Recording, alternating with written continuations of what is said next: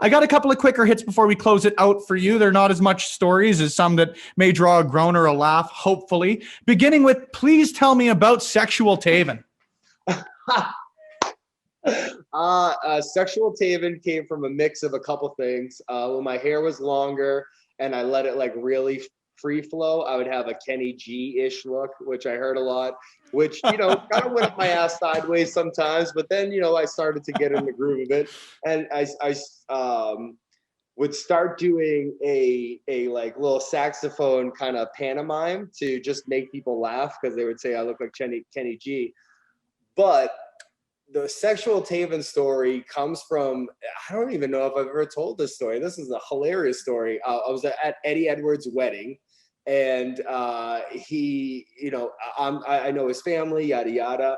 And his brother was just kind of like asking me like, well, who are you talking to? What I was doing or something. And I was like, oh, no one. Someone just asked me like a question. He's like, I don't know. Just everything you do just comes off so sexual. And I was like, what? And then so for the rest of the weekend, the joke was Sexual Taven. And then so I don't know what made me do it for the first time. I think it was at like Beyond Wrestling.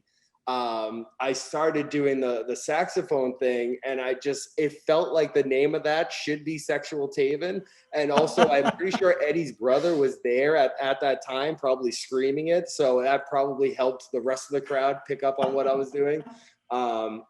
But man, when I got hurt and had knee surgery, thank goodness I could just go out and be Sexual Taven while I couldn't wrestle.